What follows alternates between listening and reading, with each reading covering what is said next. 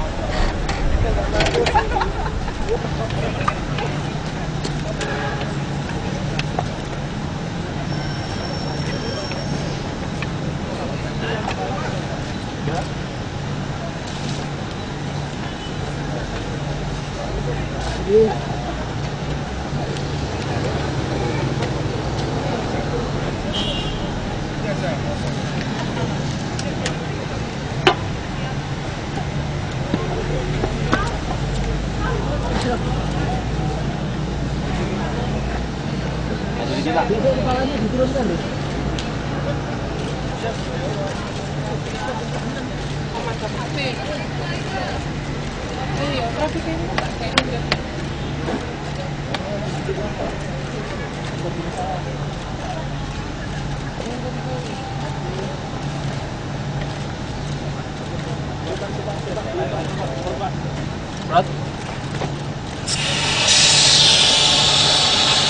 Atas Pak Yono. Tangki bensinnya enggak, Pak? Jangan Pak.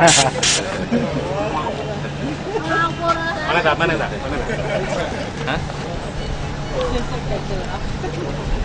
Kalau mau tapi dari depan, Pak. Lagi Pak. Dari depan. Iya. Kalau ini udah bahannya udah habis. Sininya. Mana ini? Koreknya. Koreknya ke jalan. Sing bisa iki, Dri.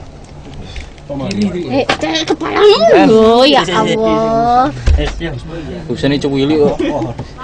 Eman nih kan. Sudah, Pak. Benar, Pak ya. Benar, Pak.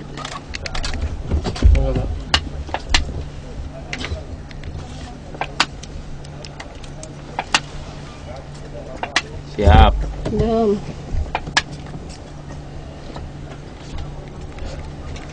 Maksudnya secara ke sini Pak ya? Gimana, Pak? Dari sana. Jenengan ngadep rada ke sini, Pak. Nggih.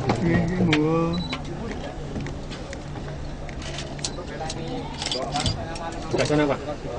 Oke.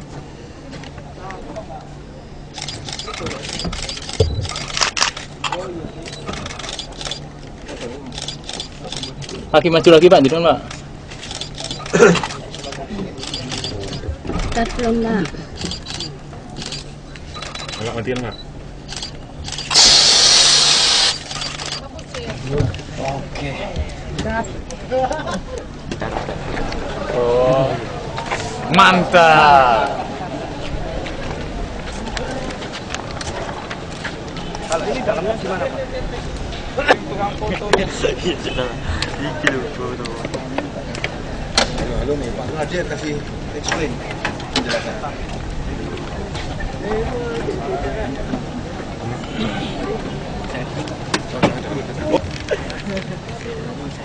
Narator. Panjang. Oke, jelasin ya. Oke. Pak,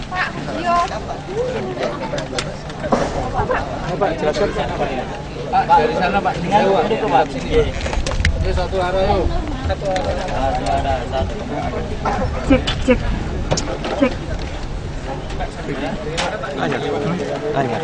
Mana servis? Dibenerin dulu, Pak. Nah, ini Rek. Teman-teman sekalian, terima kasih atas kedatangannya. Tadi kita sudah melihat yang di bis sesungguhnya.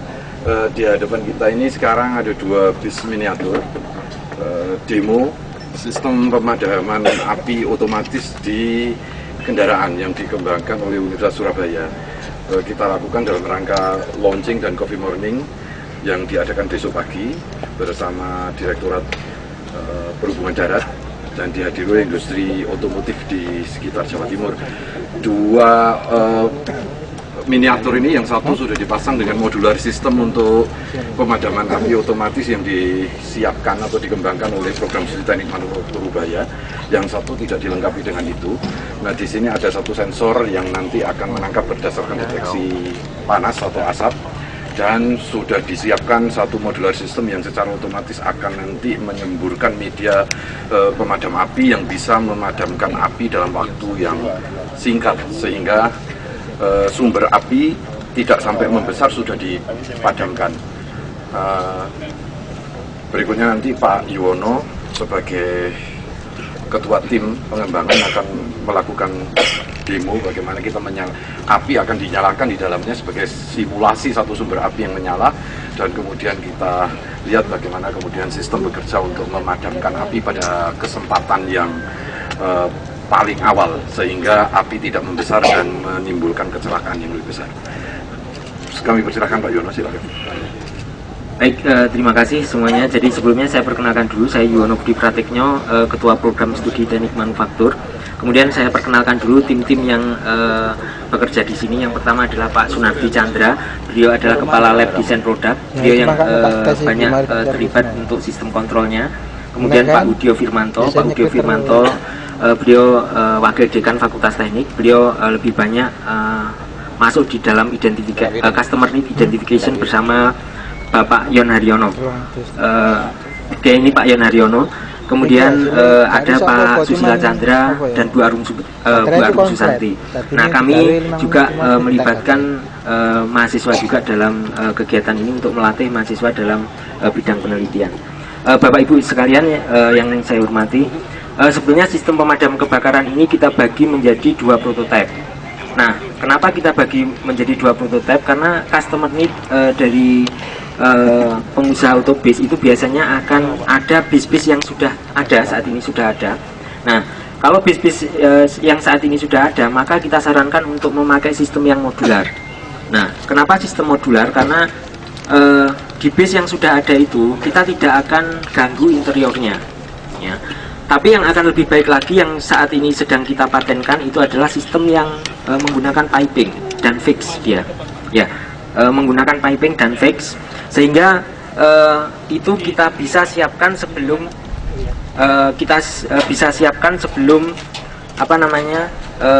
bis ini dibuat. Itu ada 2 sistem. Nah, yang akan saya pamerkan di sini, yang akan kita tampilkan di sini itu adalah sistem yang modular. Nah, tapi pada prinsipnya sama. Kita menggunakan kontrol. Yang pertama adalah kontrol panas dan yang kedua adalah kontrol asap. Nah, mengapa kita memikirkan kontrol panas dan kontrol asap? Ada 2 kejadian ketika kecelakaan itu terjadi atau ketika bis itu terbakar. Kemungkinan yang pertama itu ketika terjadi kebakaran itu masih ada penumpang ataupun awak bis itu yang sadar dan dia bisa mematikan sistem pemadam kebakaran ini. Nah, kalau itu yang terjadi maka kita menggunakan sistem wireless. Ya, jadi kita manual ya, dengan menggunakan wireless seperti remote seperti itu. Nah, kemungkinan yang kedua yang terjadi itu adalah ketika seluruh penumpang ini itu meninggal semua atau seluruh penumpang ini dalam kondisi koma sehingga mampu lagi memadamkan kebakaran, maka sistem yang akan bekerja. Sistem akan mendeteksi asap, akan mendeteksi panas, sehingga alat pemadam api kita itu akan tersemprot. Nah, seperti Bapak Ibu ketahui bersama tadi, kita di dalam base itu ada asap, itu sudah kita sudah sulit bernapas dalam beberapa hitungan, beberapa detik saja. Ya. Nah, itu juga seperti itu, sehingga harapan kita api segera akan terselesaikan. Nah, nanti akan kita coba, kita mungkin bakar ini dulu saja. Ya, jadi ini nanti kita biarkan terbakar.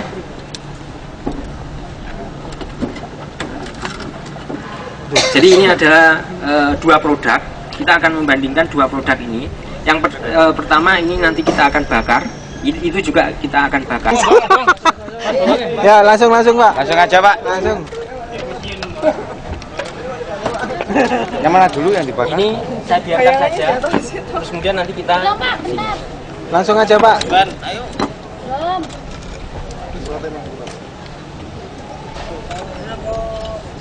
Pak, ada ke kiri Pak. Ayo ke sana Pak lah.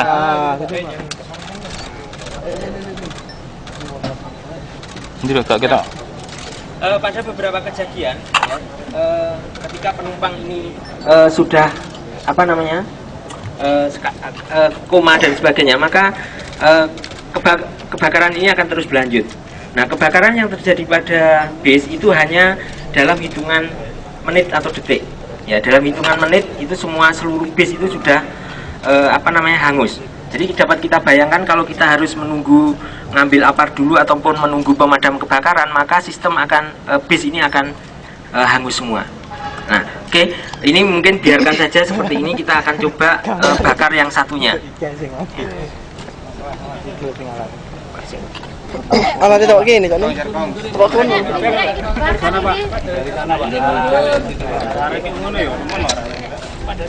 Yes. Saya tambahi siponya.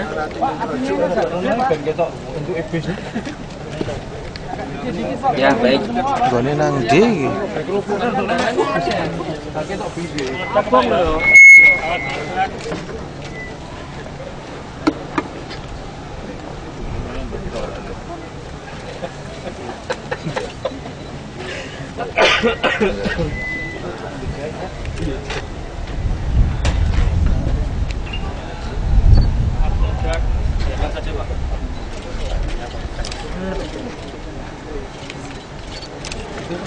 Ya.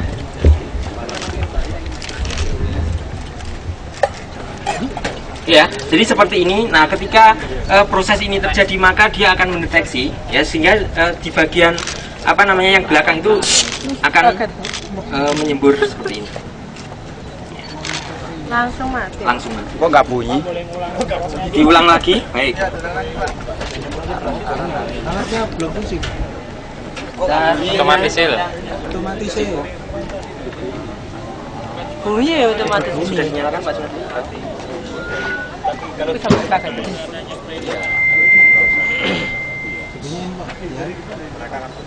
Sebenarnya ada alarm juga, Pak. Harusnya bunyi kan Pak?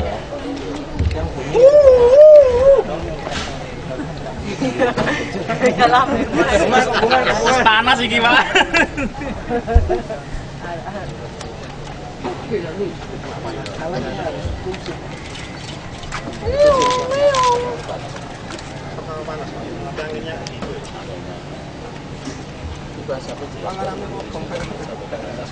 Ini pendeteksinya asap ya. Belum. Alarmnya koslet. Nah, ini. Jadi tadi belum sempat panas, ya, panas yang terjadi belum mengenai kontrol, sehingga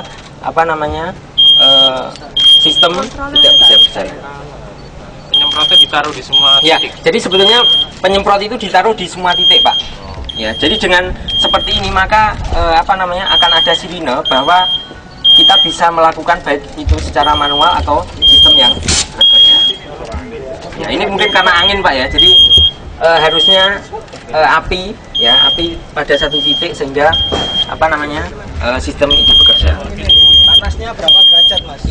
Panasnya sekitar 50 sampai 60 derajat Celcius. Baru terdeteksi. Ya.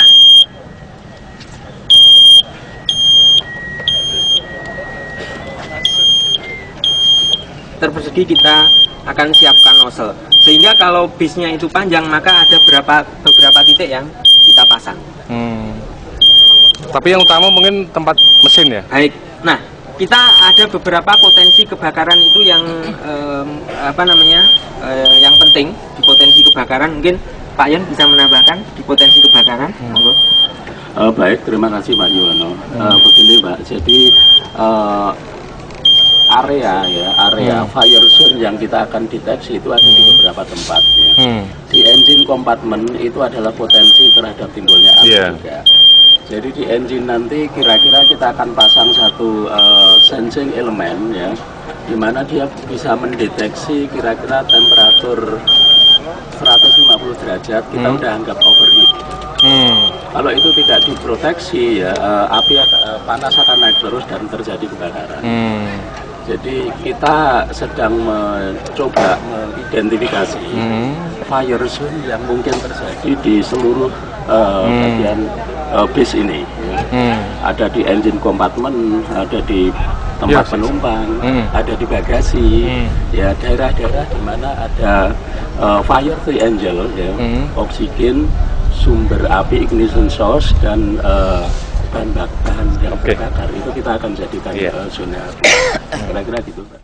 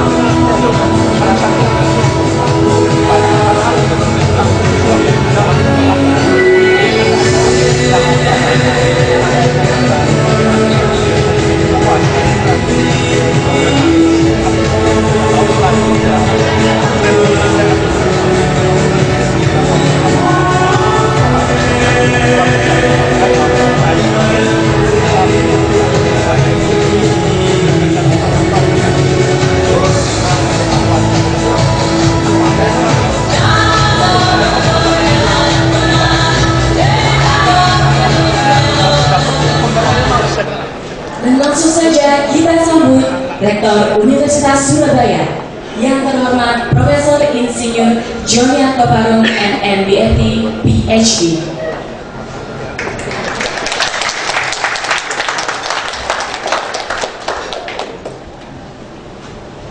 Pertama-tama saya sampaikan selamat datang di kampus Ubaya Tenggilis.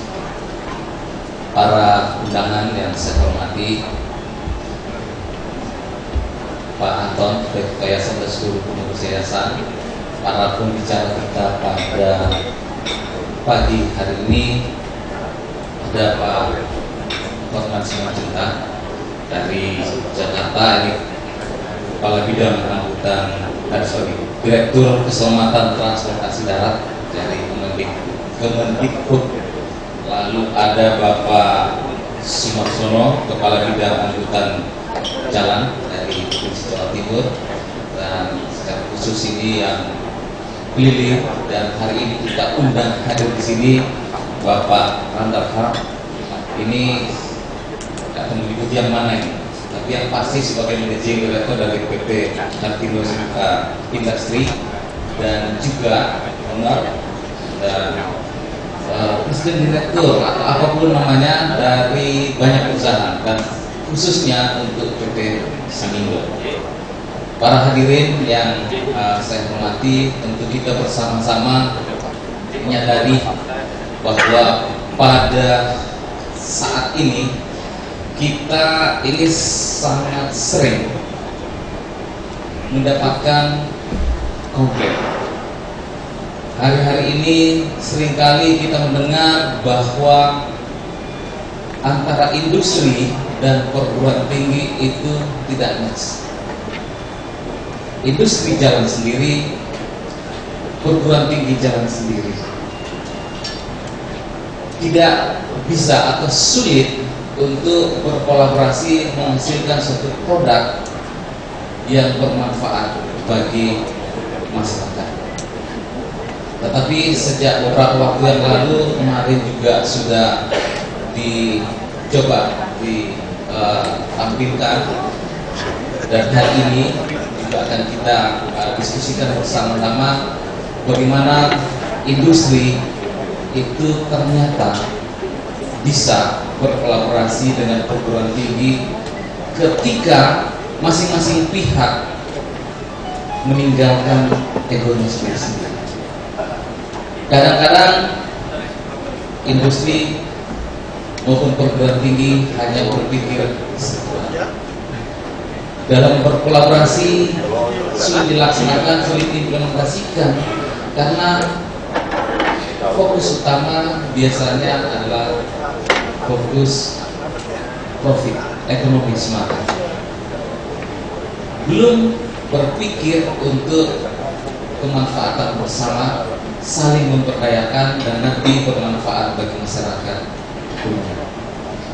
Dan ternyata ketika PT Sanindo dan Ubaya bekerja sama, itu bisa menghasilkan suatu produk yang kemarin juga sudah ditemukan, yaitu suatu produk yang disebutkan sebagai sistem pemadaman kebakaran kendaraan berpenumpang.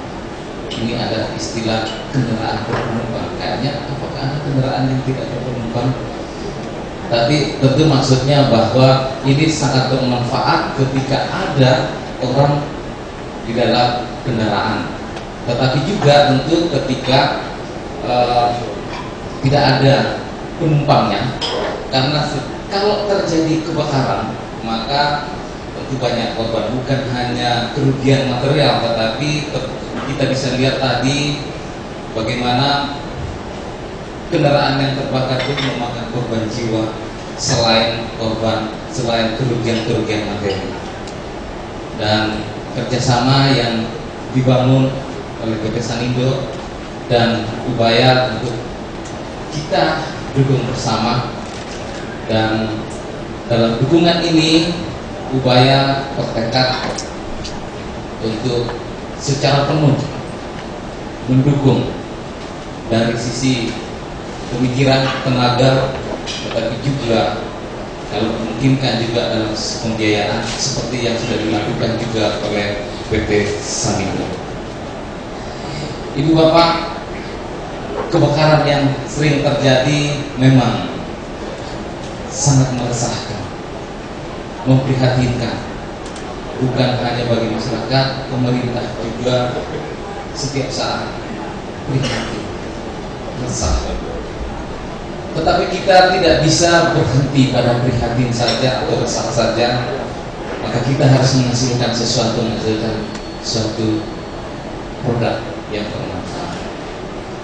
Untuk itu, Ibu Bapak yang saya hormati, kita sambut bersama kerjasama yang dilakukan oleh Samindo dan perguruan tinggi khususnya Ubaya untuk menghasilkan suatu produk yang tentu kita harapkan di kemudian hari bisa mengurangi, akan memungkinkan menghilangkan kebakaran-kebakaran yang sering terjadi khususnya pada kendaraan-kendaraan penumpang untuk angkutan massal, dan juga tentu untuk kendaraan-kendaraan bagi militer, kendaraan-kendaraan untuk pribadi juga tentu sangat dimungkinkan.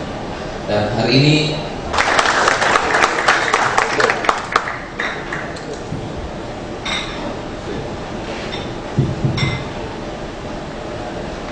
Assalamualaikum warahmatullahi wabarakatuh. Selamat pagi dan salam sejahtera Bapak Ibu hadirin yang kami muliakan. Senang kami bisa bertemu Bapak Ibu sekalian dalam keadaan sehat saat ini.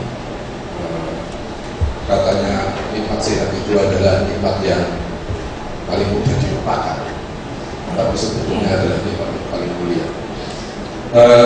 Bapak Ibu sekalian, seperti yang tertera di dalam undangan, kita akan mengadakan acara coffee morning berupa talk show yang menghadirkan pembicara-pembicara yang relevan, stakeholder di bidang keselamatan transportasi, khususnya transportasi darat. Kami sudah menghubungi Direktorat Jenderal Perhubungan Darat dan beliau sudah mengirimkan Pak Insinyur Hotman Simanjuntak sebagai Direktur Keselamatan Transportasi Darat dari Direktorat Jenderal Perhubungan Darat Kementerian Perhubungan. Kami juga berhubungan dengan Dinas Perhubungan Jawa Timur, dan karena kesibukan PON di Riau, kami berbahagia mendapatkan pembicara Bapak Somarsono, Kepala Bidang Angkutan Jalan Dinas Perhubungan Provinsi Jawa Timur. Dan berikutnya saya kira akan merupakan kesempatan yang sangat baik untuk kita bisa bertatap muka dan berdiskusi dengan Bapak Renalhat yang merupakan penemu media yang aman dan ramah lingkungan.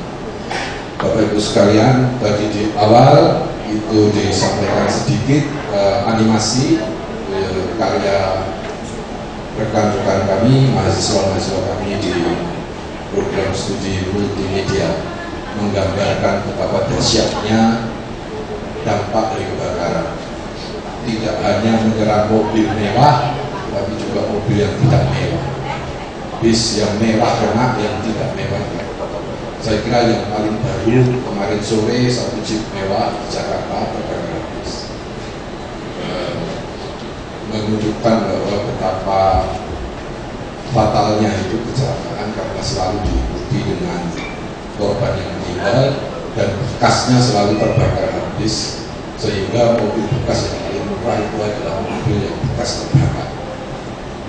Kalau mobil bekas kebanjiran itu masih agak mahal, tapi kalau mobil bekas kebakaran selalu paling murah karena tinggal pakai. Nah, sebelum kita mulai, rekan-rekan kami sudah menyiapkan cuplikan-cuplikan lagi video tentang berbagai peristiwa kebakaran yang terjadi di Indonesia. Kami persilahkan teman-teman.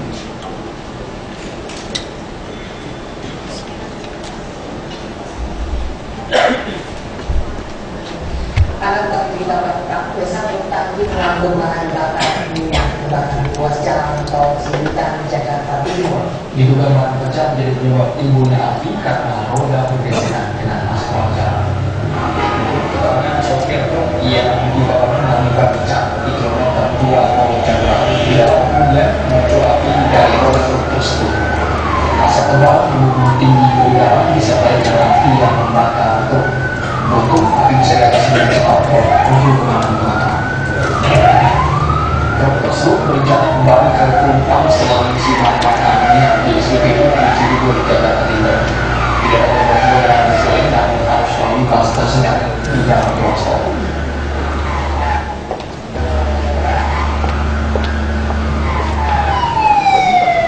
Ruas jalan tol Jagorawi Cawang, Jakarta Timur, Rabu malam. Kebakaran ini sempat membuat macet arus lalu lintas di dalam tol dalam kota dari arah Cawang menuju tol Jagorawi. Mobil sedan yang dikendarai oleh seorang warga Depok, Jawa Barat bernama Bram ini terbakar di jalan.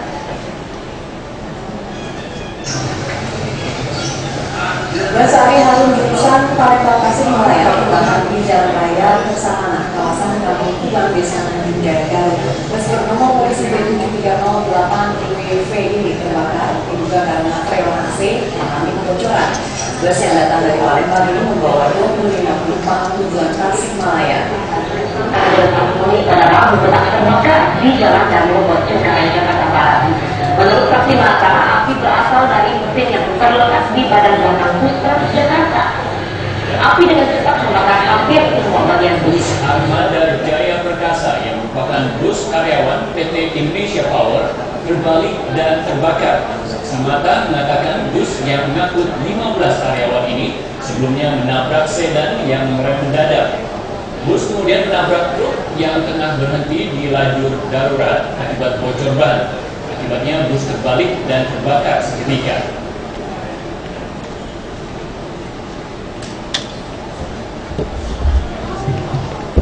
Baik Bapak Ibu, itu cuplikan-cuplikan dari berita yang ada di media tentang kebakaran.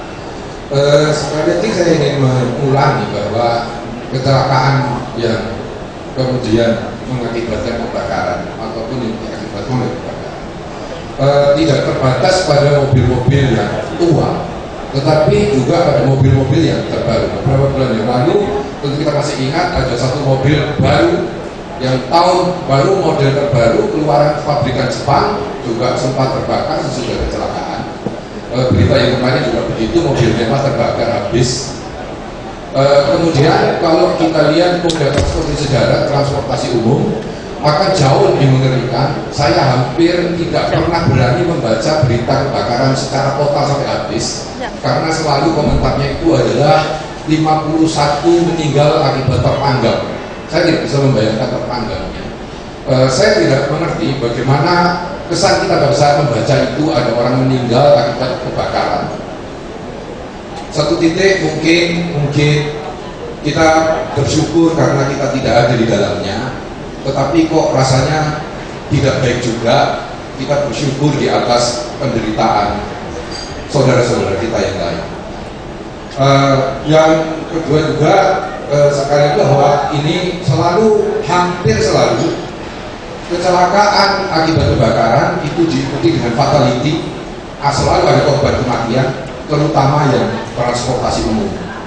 Beberapa transportasi umum itu selamat untuk tidak terjadi korban yang meninggal, umumnya di busway, di mana pada saat itu penumpang masih dalam kondisi sadar. Tetapi yang bis antar kota, terlebih antar provinsi, seringkali kemudian mengakibatkan korban jiwa yang jauh lebih banyak. Karena itu Bapak Ibu sekalian, hari ini patut untuk kita merenunglah, menyisakan waktu kita barang 1 atau 2 jam untuk memikirkan satu masalah ini, karena kecelakaan bis ini atau angkutan darat ini mungkin lebih sering menimpa masyarakat yang kelas bawah, berbeda dengan kecelakaan pesawat terbang. Yang pesawat terbang itu saya tidak tahu kenapa kemudian ekskusnya bisa berminggu-minggu, tapi kalau kecelakaan angkutan darat itu bisa sepintas dan segera habis. Saya kira bagi kita yang berkompeten wajib bukan saja sekedar baik, tetapi wajib untuk kita bisa memikirkan masalah itu secara bersama. Bapak Ibu sekalian,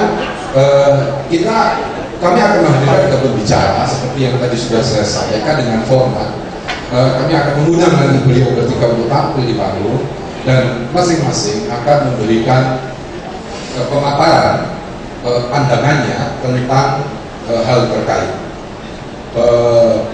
Bapak Otmas juga mungkin akan menyampaikan fakta upaya dan data yang ada tentang keselamatan transportasi darat, terutama terkait dengan kecelakaan akibat kebakaran. Kemudian nanti Pak Sumarsono mungkin bisa memberikan perspektifnya dari kasus-kasus yang terjadi di Jawa Timur. Dan berikutnya nanti kita akan hadirkan juga Pak Randall Hart untuk menyampaikan pandangan-pandangan atau perspektif mungkin pengalaman beliau di luar negeri, bagaimana sistem pemerintahan di luar negeri itu menghandle masalah-masalah seperti ini dengan sangat serius.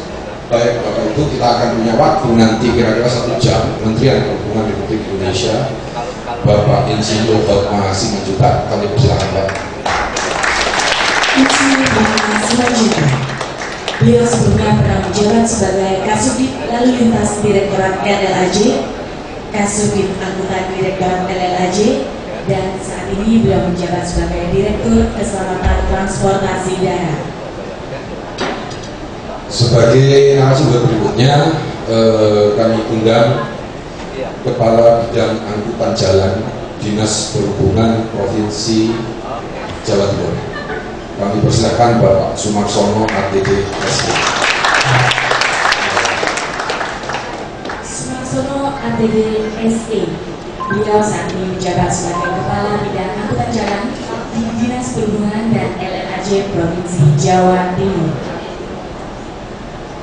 Baik, pembicara yang berikutnya adalah Bapak Randall Hart. Beliau adalah penemu media pemadam api yang aman dan ramah lingkungan untuk nanti juga berbagi pengalaman bersama kita. Kami persilakan.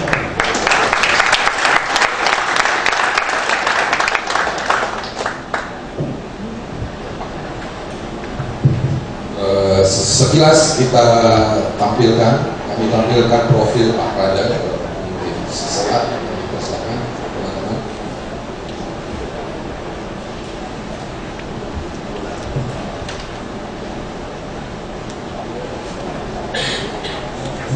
Profil Randall Hart. Bapak Randall Hart menjabat sebagai Managing Director dari berbagai perusahaan seperti PT Hub Industries Limited, London, Inggris, PT Habibi Kepala Industri, PT New Star Holding Singapore, New Star Chemical Malaysia, dan beliau saat ini tergabung dalam tim teknik Kementerian Lingkungan Hidup dan juga terdapat di beberapa organisasi internasional, di antaranya Institute of Fire Prevention Association, Fire Prevention Association, Malaysian Fire Protection Association, Institute of Fire Engineer. Bapak Randall Hart lahir di Surabaya 16 Maret 1956, merupakan alumni Oxford College UK dalam bidang Advanced Level in Science dan melanjutkan studi Master Degree di Queen College London University dalam bidang Mechanical Engineering. Pendidikan informal pun tak luput diikuti, dijalani oleh beliau seperti khusus kimia, bahasa Melayu, hingga pendidikan kepemadaan seperti Fire Service College dan Ocean Technical College yang merupakan lembaga pendidikan kepemadaan terbesar di dunia. Awal ketertarikan beliau di bidang kepemadaan dari ketidaksengajaannya melakukan bahan kimia yang dapat memadamkan dan mencegah timbulnya api. Salah seorang dosennya, Profesor Evans, menyarankan agar beliau memfokuskan diri kepada masalah tersebut. Hingga kini beliau telah melakukan berbagai bahan kimia anti-api yang telah diproduksi massal dan dipasarkan hingga tingkat internasional. Baik Bapak Ibu, demikian tadi profil Pak Randall Hart, pembicara kita yang ketiga. Sebelum kita mulai sesi, nanti beliau bertiga masing-masing akan menyampaikan pemaparan singkatnya sebelum dilanjutkan dengan diskusi. Kami mohon dulu untuk supaya lebih hangat suasananya, bermanfaat bagi saya agaknya. Kita berikan tepuk tangan kepada 3 pembicara. Terima kasih Pak Hotma, kami persilakan Bapak untuk menyampaikan pemaparannya.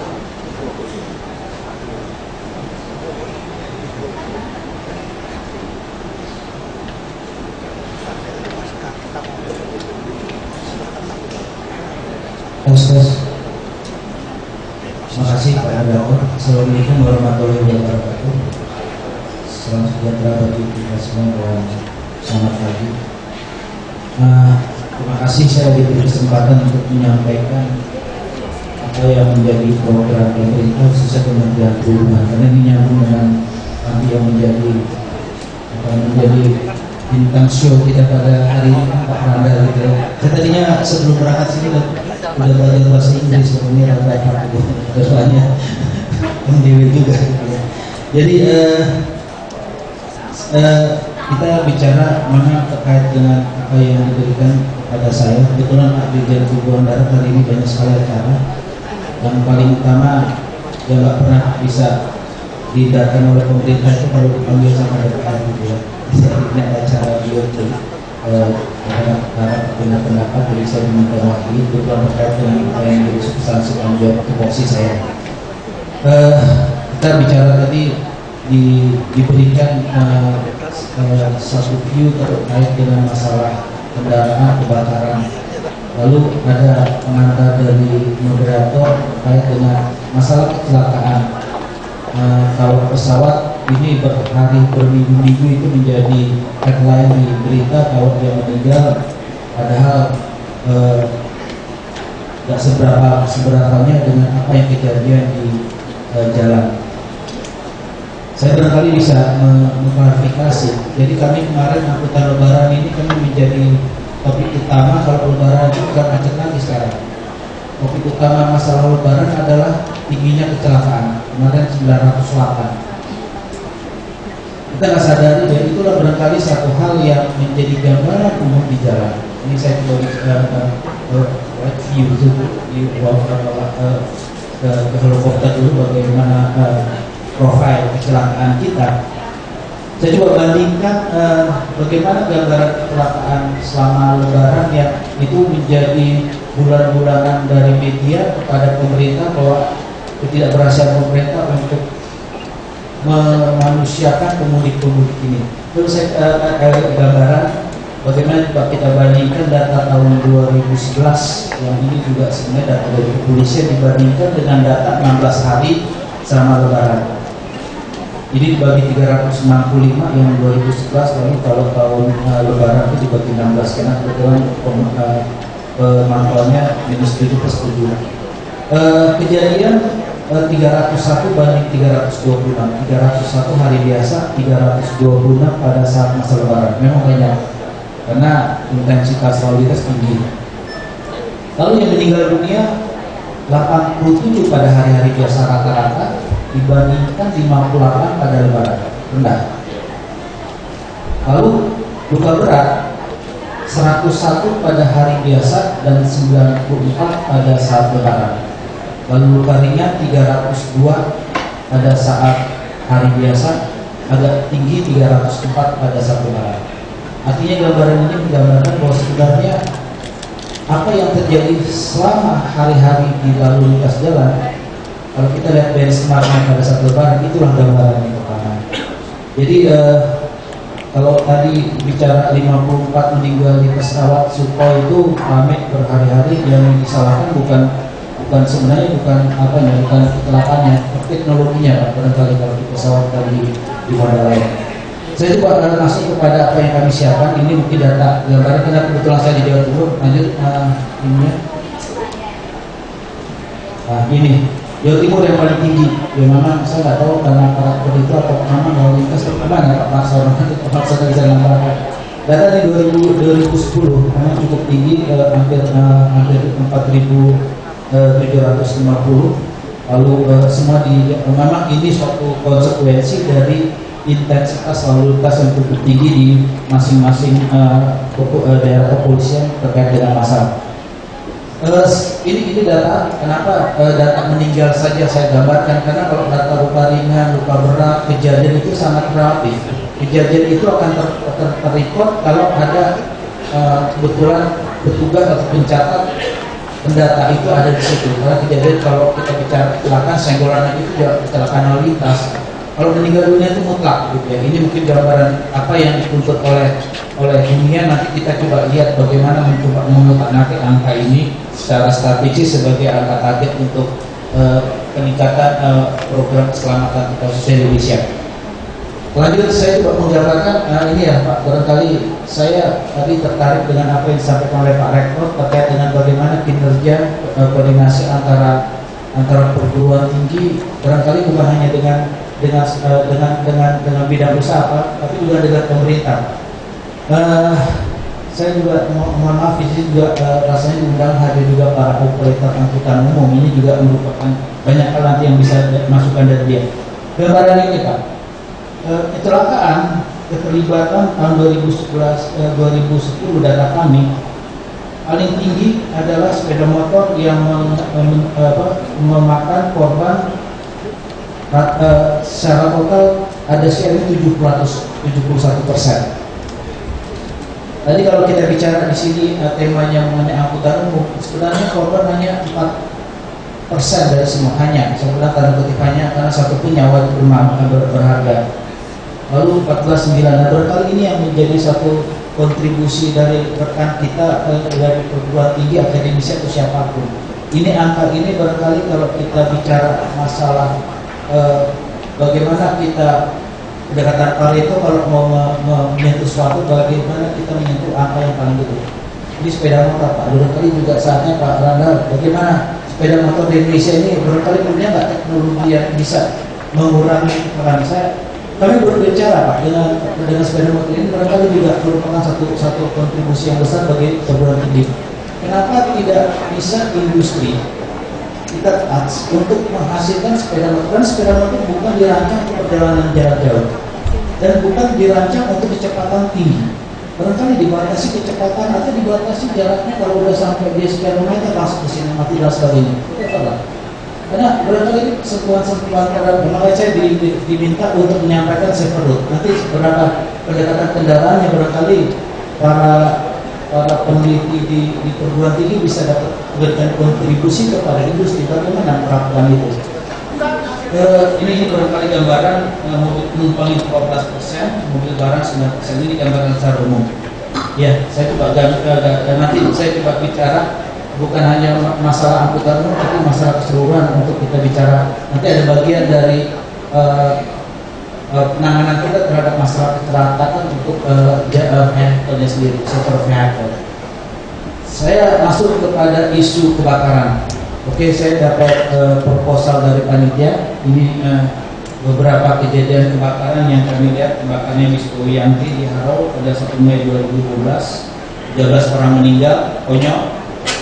Meninggal ya bukan karena apa-apa Pak. Jadi kalau di Sumatera itu yang namanya bus itu bawa segala macam Pak. Sampai di dalam bis itu yang terbakar itu ada sepeda motor Pak. Ini sepeda motor naik bus sudah nggak ikut, lalu barang-barang sehingga waktu kebakaran di depan nggak bisa lagi keluar karena pintu belakang terkunci. Ini bukan masalah teknologi tapi masalah disiplin. Ya. Lalu ada kebakaran yang Keramat Jati Jagorawi 95, ada di 2003 kita masih ingat di Jawa Timur, Auto Transport di Pasifik ya Pak sama-sama ya, meninggal 54 orang. Ini kejadian di Indonesia. Barangkali tadi waktu kita awal bicara ya kita agak negatif menilai Indonesia ya. Saya gambarkan ini baru terjadi pada tanggal 13 Maret 2012 di Swiss. Pak lihat indikasi. Saya cuma clipping aja. Ini terjadi di Swiss. Karena kalau Swiss itu negara yang terkenal tinggi disiplinnya, tertibnya, law enforcement ketat. Ada kejadian bis wisata sekolah menabrak terowongan, 28 orang tewas. Ini kebakaran juga. Ini di Swiss. Artinya saya coba membuat suatu gambaran bahwa masalah kecelakaan, masalah kebakaran ini bukan masalah Indonesia saja, tapi merupakan masalah global. teknologi dan lain sebagainya, barangkali harus itu menjadi satu pemikiran kita. Saya berkata kepada kita semua, jangan kita minder dengan angka kita, tapi kita perbaiki. Karena terus terang, masalah kecelakaan yang selama ini diributkan ini bukan hanya masalah Indonesia, tapi sudah menjadi masalah global dunia. Sehingga pada tahun 2011 itu PBB melalui WHO membuat gerakan bersama, mau siapa yang mau ikut, yang namanya Decade of Action for Safety 2011-2020, 10 tahun. Bagaimana melakukan koordinasi secara erat antara semua stakeholder untuk sama-sama menurunkan tingkat fatalitas kecelakaan. Tadi angka tadi saya menggambarkan 31.234. Bagaimana 2020 10 tahun turun 50%, itu target. Apa yang dilakukan? Ya kerja semua kerja. Kita tekan semangat setelah saya berbicara. Jadi hal-hal itu yang menjadi suatu isu dunia, karena ternyata ini isu mulai dari WHO tahun 2004 itu ada Hari Kesehatan Dunia, salah satu tema yang diambil betul tahun 2004 itu masalah kecelakaan lalu lintas. Karena angka kalau WHO itu yang dicatat itu angka kematian, apapun penyebab kematian didapat, ternyata pada tahun 2010 itu peringkat yang mati akibat kecelakaan di jalan itu menduduki dekat ke 10. Dan ada jantung, ada HIV, itu sudah ke 10. Lalu katanya kalau nggak diadakan penanganan itu akan menjadi naik ke ranking keempat pada tahun 2030. Nah ini berarti angka itu menjadi suatu hal yang serius bagi kita. Lalu PBB 2011 menyatakan mendeklar suatu decade of action. Setiap negara boleh melakukan, konser nggak? Nah kita ikut di situ. Dan Pak Pres mencanakan itu pada tanggal 27 Juni 2011. Kita buat ada pendekatan 5 pilar. Ini yang barangkali. Kalau lanjut ini barangkali serta ini isu globalnya. Ini jadi Hari Kesehatan Dunia pada tahun 2004 temanya Road Safety is not accident. Kecelakaan lalu lintas bukan kebetulan. Ini kira-kira bukan kebetulan. Kalau polisi bilang kecelakaan itu diawal dari pelanggaran dan lain sebagainya. Banyak hal yang terjadi. Jadi kecelakaan lalu lintas bukan kebetulan, bukan nasib.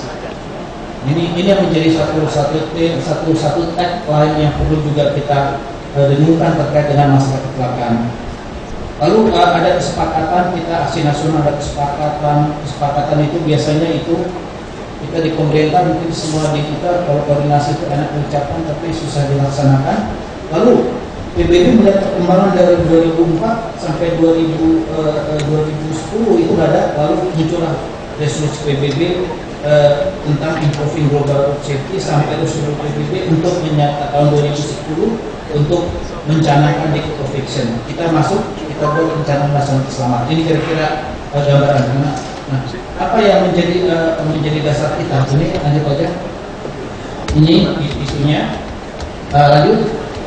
Nah ini ada 5 pilar. Biasanya lanjut. Nah, 5 pilar dalam pendekatan untuk penanganan masalah keselamatan. Kita tahu kalau orang-orang transportasi bilang masalah kecelakaan itu ada 3 penyebab. Pertama disebabkan oleh faktor jalannya, lalu kedua kendaraannya, ketiga manusia. Manusia paling gede 90%, kendaraan sama jalan ini data polisi, data kita kemarin lebaran juga hampir sama 15-10%. Lalu itulah yang menjadi pilar 3 di tengah. Kita buat road safer, jalan yang berkeselamatan. Itu kerjaan PU. Bagaimana supaya jalan itu tikungan, roughness-nya dan lain sebagainya aman terhadap masalah kecelakaan. Lalu bagaimana untuk ini ada lagi forgiven road. Jadi jalan memaafkan kepada orang yang melanggar dengan apa? Dengan perangkuan, dengan perlengkapan jalan, dengan gardu dan sebagainya. Kalau orang sembrono pun tetap bisa selamat. Itu yang barangkali yang diberikan forgiven road. Lalu yang kedua, faktor kedua adalah kendaraan. Vehicle safer, kendaraan yang berkeselamatan. Barangkali ini yang barangkali menjadi satu tema pada hari ini, bagaimana kita membuat forgiven vehicle, Pak. Jadi kalaupun orang sembrono itu tetap aman. Saya kebetulan dapat ini barangkali merupakan satu isu yang saya juga surprise, Pak ya. Mungkin kita nggak sadar. Saya kebetulan dapat ini cerita saya yang barangkali bisa saya sharing kepada kawan-kawan. Saya kebetulan dapat mobil dinas baru. Karena mobil baru saya baca ininya, manual booknya ya. Ternyata di dalam buku itu 10 lembar pertama dari buku itu semua bicara masalah keselamatan. Coba bapak-bapak baca, bapak ibu sekalian baca, sadar nggak itu bahwa setiap produk, Pak Randa, setiap produk itu mulai untuk meminta kepada konsumennya masalah keselamatan utamakan. 10 lembar pertama, saya barangkali beda-beda. Semua bicara keselamatan. Esok ini udah ada Pak, tapi barangkali kita nggak pernah baca gitu ya. Karena ini kan nasib, ini kan kebetulan itu ternyata kebetulan. Sini kasih tahu. Nah ini barangkali menjadi satu hal, isu ini menjadi ramai. Lalu lalu yang ketiga masalah manusia, ini segala macam harus dilakukan. Lalu itu pilar 3 tengah, lalu untuk mencoba merangkai semua kegiatan yang penyebab ini dibuat manajemen. Bagaimana mengkoordinasikan 3 pilar yang di tengah ini sebagai satu gerakan yang sama. Lalu yang terakhir, kalau nasib kebetulan terjadi, bisa aja kecelakaan sekian persen disebabkan oleh masalah yang force major yang tidak bisa dihindari. Ada penanganan pasca kecelakaan. Kita nggak pernah tahu Pak di Indonesia kalau ada kecelakaan, bapak-bapak ibu-ibu kalau ketemu kecelakaan di tengah jalan apa yang kita lakukan? Banyak yang melakukan apatis, daripada saya urus nanti masalah dan mau segala macam. Yang sebenarnya ada SOP yang ini nggak ada di Indonesia, karena emergency call 911 di Indonesia ada, sehingga kita tahu itu kita berpikir kemana, lalu siapa yang bergerak, kalau ini bisa. Kira itu saya lihat moderator udah tak sabar melihat saya berpikir. Terima kasih. Assalamualaikum warahmatullahi wabarakatuh. Terima kasih Pak Hotma. Sebetulnya moderatornya sabar, yang tidak sabar timekeepernya di ujung sana. Ya, demikian gambaran global tentang kecelakaan. Berikutnya akan diteruskan oleh pembahasan berikutnya, yaitu Bapak Kepala Bidang Angkutan Jalan Dinas Perhubungan Provinsi Jawa Timur, Bapak Sumarsono ATD SE. Bapak, mohon maaf kita punya waktu 15 menit. Kami persilakan. Terima kasih Pak. Mohon izin kami boleh berdiri Pak. Soalnya selama 6 tahun ini saya mendidik pengemudi Pak. Sehingga kalau pengemudi saya tidak berdiri ngantuk. Sehingga kalau sudah kebiasaan saya harus berdiri. Mohon maaf dan mohon izin. Berkaitan dengan keselamatan ini, mungkin kalau Bapak lihat bajunya sama saya dengan Pak Hotma, karena beliau ada di pusat, saya ada di daerah, sehingga kami biasanya mengikuti apa yang sudah ditetapkan oleh Bapak Direktur Jenderal, dan di sini kita mengembangkan apa yang harus kita laksanakan di Jawa Timur disesuaikan dengan karakteristik yang ada di Jawa Timur. Yang kedua saya sampaikan permohonan maaf dari Bapak Kepala Dinas, seharusnya beliau sendiri yang akan hadir, tapi karena beliau dapat tugas dari Bapak Gubernur supaya Jawa Timur ini bisa juara 1 VPON, maka beliau harus datang ke sana, karena untuk Dinas Perhubungan diberi jatah harus senam, harus mendapat emas minimal 8. Ya ini. Terima kasih, akan saya lanjutkan. Jadi kami dapat tugas adalah program perlindungan keselamatan pengguna jasa transportasi darat di Provinsi Jawa Timur. Lanjut. Sebelum kita menjelaskan yang lain, ini pesan dari Bapak Gubernur bahwa selama rapat dengan Bapak Presiden di Jakarta, cita-cita pemerintah Indonesia ini pada tahun 2045 setelah 100 tahun merdeka, kekuatan ekonomi Indonesia harus mencapai 7-8 di kekuatan dunia. Ini pegangan kami bekerja. Jadi Bapak Presiden mencanangkan bahwa 100 tahun kemerdekaan Indonesia kita harus mencapai nomor 7-8 kekuatan ekonomi dunia. Nah, ini pegangan.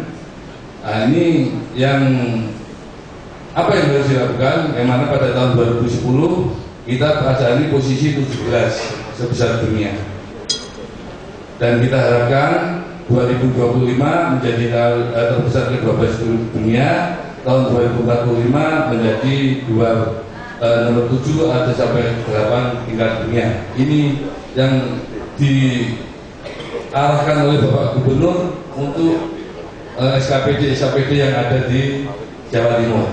Jadi bagaimana upaya-upaya bisa menunjang keberhasilan pemerintah pusat. Lanjut. Ini koridor ekonomi di Jawa Timur. Di dalam tugas-tugas perhubungan Jawa Timur di sini adalah yang pertama adalah membangun infrastruktur untuk menunjang perekonomian, yang mana sekarang ini kita tetapkan untuk jalur kereta api sudah 2 trek untuk Bojonegoro Surabaya untuk tahun 2013 sudah berjalan, dan kami mengusulkan Surabaya Kertosono dengan kereta api 2 trek, dan juga kita berharap untuk radius 100 km dari Surabaya jalan harus 4 lajur. Nah, ini yang kita harapkan jika menunjang perekonomian dan menjaga keselamatan di jalan.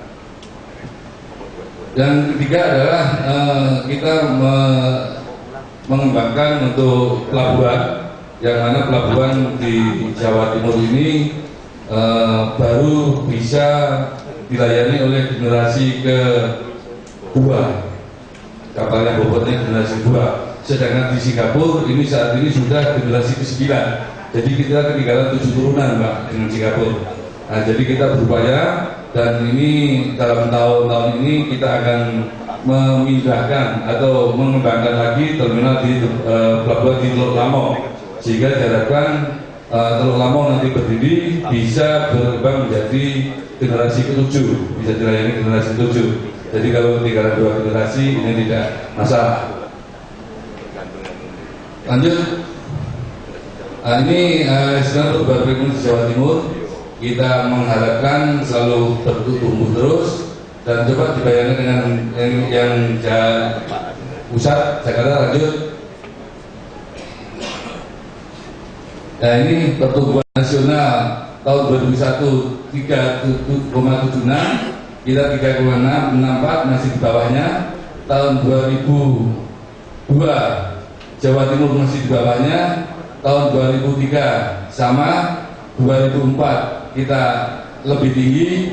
2005 lebih tinggi. 2006 lebih tinggi. 2007 lebih tinggi, turun lagi. 2008 di bawah, tetapi 2009 sampai 2011 kita di atas nasional. Jadi pertumbuhan perekonomian di Jawa Timur ini sudah mengungguli pertumbuhan nasional. Jadi cukup berkembang, dan ternyata juga diupaya juga menciptakan hal yang baru untuk Indonesia. Lanjut. Berkaitan dengan keselamatan lalu lintas, bahwa ini aturan-aturan sudah dibuat, yaitu sudah disebutkan bahwa setiap kendaraan bermotor yang berada di jalan harus memenuhi syarat tersangka dan lain jalan. Hanya saja pada waktu itu kelaikan jalan, masalah pemadam kebakaran masih belum dipersyaratkan.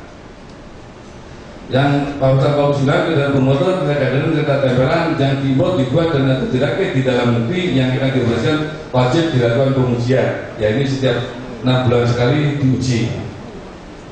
Pengujian sebagai perjalanan mengikuti uji tipe dan uji berkala. Lanjut. Uji tipe beberapa perjalanan wajib dilakukan bagi setiap kendaraan bermotor, kereta gandengan dan kereta tempelan. Ini mungkin sudah ada semua ya, bisa dibaca. Berkaitan dengan kecelakaan lalu lintas yang ada di Jawa Timur, berkaitan kebakaran. Untuk kebakaran yang pertama kali muncul, dan ini bisa, ya memang pemerintah selalu terlambat lah. Ya, ini kecelakaan pada tanggal 10 November 2003 di Situbondo.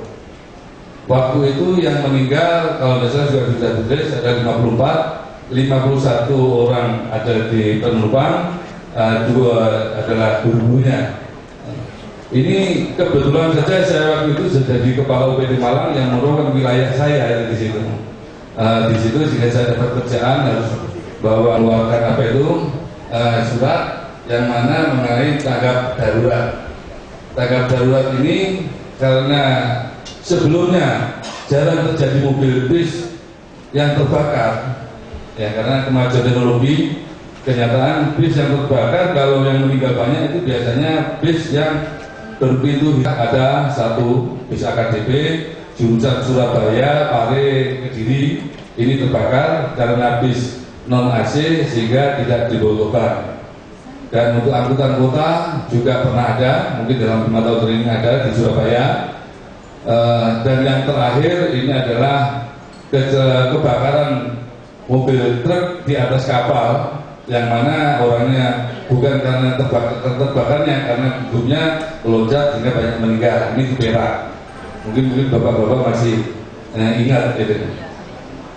Tapi yang aneh kalau di Jawa Timur bukan karena kebakaran, tapi banyak bis dibakar. Jadi di Jawa Timur ini puluhan bis dibakar, bukan dibakar oleh kebakaran, tapi masih dibakar oleh massa. Ini yang terjadi di Jawa Timur. Ini perkembangan bis yang mana saat ini bis yang reguler ini menurun, tetapi bis pariwisata ini yang berkembang. Sedangkan bis pariwisata saat ini banyak yang dimodifikasi sedemikian rupa, harus ini cukup bagus, sehingga inilah yang rawan kecelakaan. Dan apabila terjadi kecelakaan oleh bis pariwisata, ini beritanya cukup besar, karena yang nampak ini kalau ada satu perusahaan atau satu sekolah dan satu kampung. Nah ini kalau bis umum rata-rata menyebar, jadi tidak beritanya tidak heboh untuk bis pariwisata. Lanjut, untuk kecelakaan kendaraan di Jawa Timur kita sudah sampaikan, dan untuk upaya untuk mengatasi keselamatan di Jawa Timur ini kita ada 3 hal yang perlu kita perhatikan, yaitu yang pertama, tadi kita ulangi, tadi dari Bapak Gubernur menyampaikan bahwa tugas-tugas yang dibebankan kepada Dinas Perhubungan dan LLAJ Provinsi Jawa Timur adalah yang pertama adalah membangun infrastruktur, merencanakan pembangunan infrastruktur, yaitu bagaimana membayar tadi double track, jalan, dan bandara udara sekarang ini sudah over capacity, pelabuhan juga sudah ketinggalan, sehingga kita merencanakan bagaimana mengembangkan itu. Yang kedua adalah melindungi aset-aset. Aset-aset ini di bidang transportasi adalah keselamatan. Keselamatan di sini dikatakan bahwa yang aset kita itu keselamatan adalah keselamatan dari manusianya, dan yang kedua adalah material. Yang manusia ini meliputi bahwa kita harus melakukan pembinaan kepada pengusaha, pengemudi angkutan supaya bisa mencapai selamat. Yang mana pada setiap tahun ini saya baru bisa mendidik pengemudi antara 300 sampai 400 orang. Dan yang kedua, untuk mengatasi lagi sekarang ini yang sering terjadi lagi, tadi digambar juga tangki terbakar, ya ini kita yang barang berbahaya ini kita harus didik. Kemarin kita sudah memberi arahan ke ESDM untuk melakukan pembinaan pengemudi berkaitan dengan membawa bis ESDM, membawa bahan bakar berbahaya, bahan berbahaya.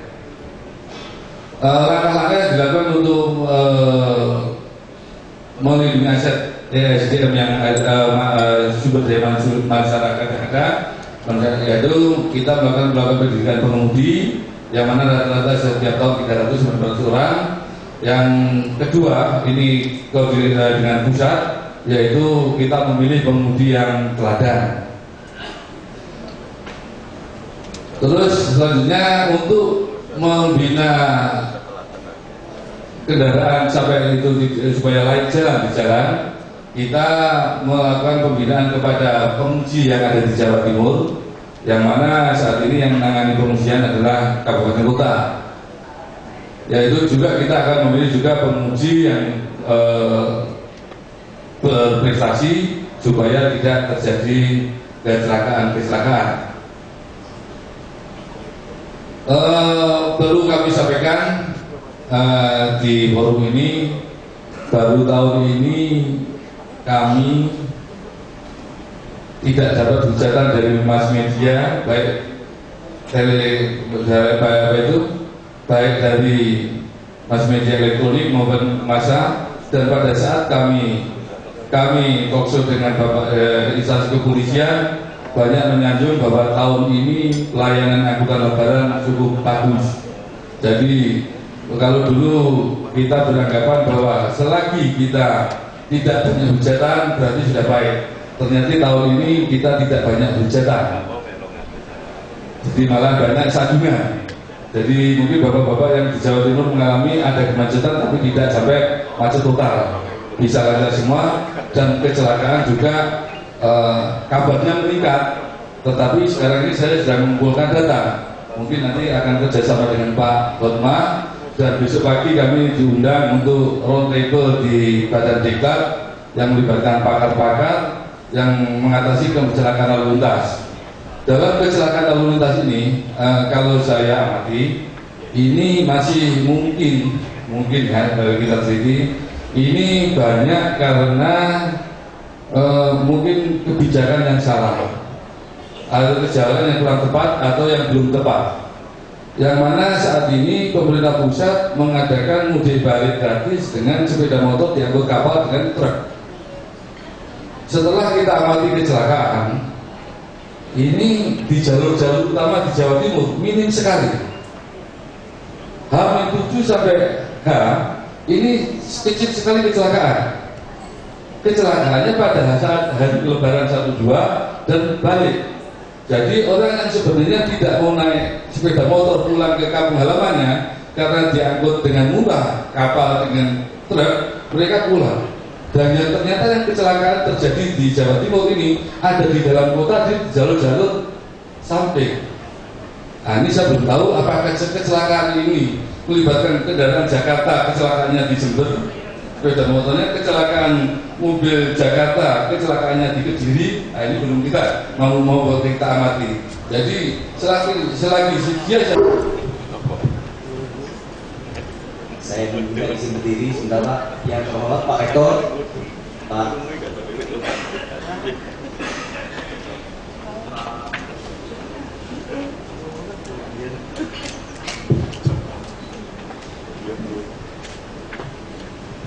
Senior Rektor, Pak Ton.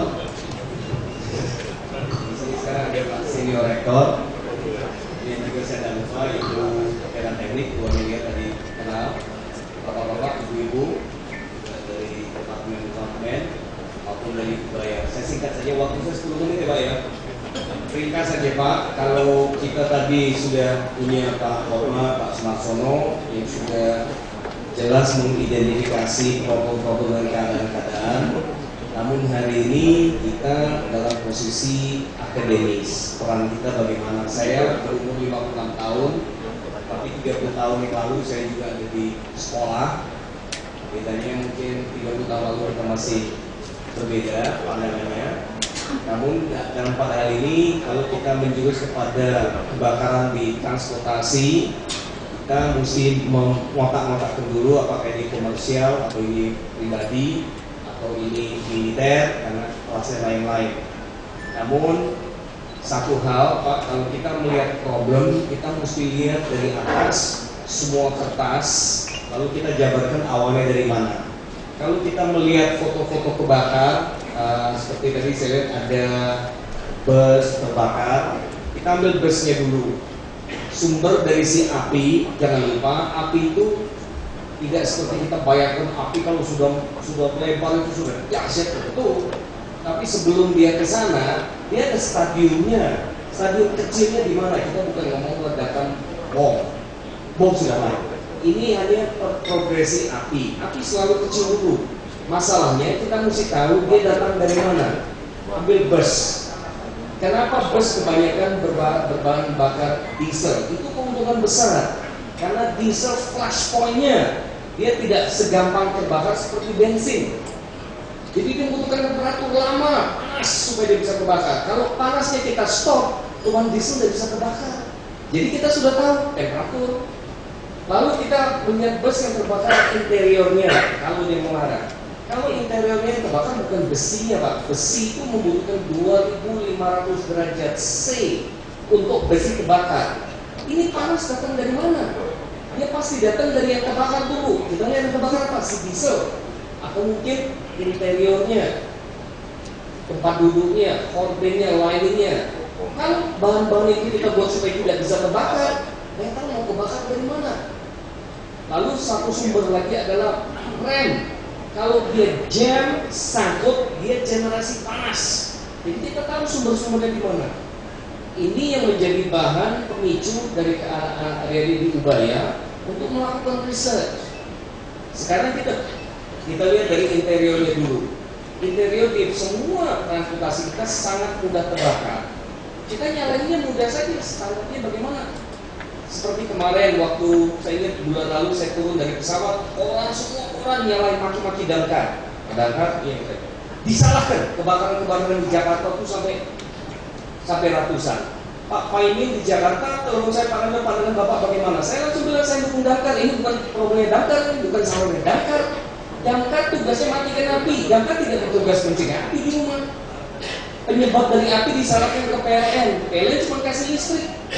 PLN tidak jual kabel. Kalau saya mau menyalakan, saya akan menteri industri. Kenapa tidak ada standar jual kabel? Kenapa tidak ada standar pemasangan? Ini memang standar sudah bertahun-tahun. Kalau saya mau nyalakan lebih jauh lagi, Pak Presiden yang menteri industri. Ya Pak, maki-maki Pak Presiden. Tapi kalau saya pikir nyalakan presidennya, tadinya ke rakyat yang milih rakyat. Jadi siklusnya harus berhati-hati.